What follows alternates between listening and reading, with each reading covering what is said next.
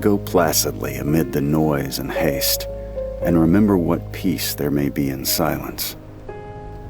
As far as possible, without surrender, be on good terms with all persons.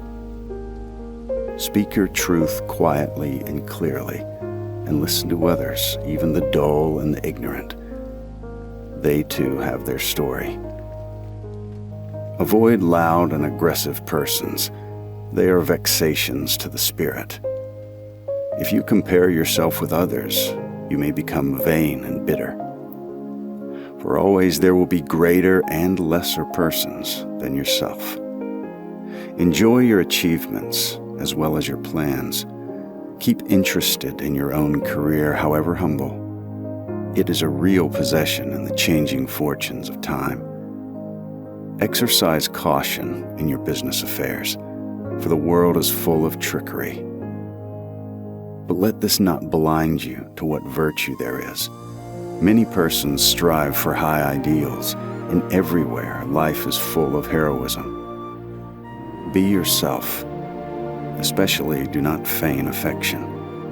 Neither be cynical about love, for in the face of all aridity and disenchantment, it is as perennial as the grass.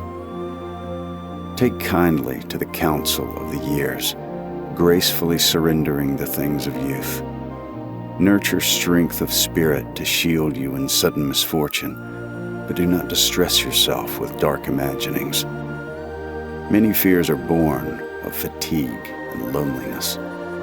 Beyond a wholesome discipline, be gentle with yourself. You are a child of the universe, no less than the trees and the stars. You have a right to be here. And whether or not it is clear to you, no doubt the universe is unfolding as it should. Therefore, be at peace with God, whatever you conceive Him to be, and whatever your labors and aspirations in the noisy confusion of life, keep peace with your soul. With all its sham, drudgery, and broken dreams, it is still a beautiful world. Be cheerful. Strive to be happy.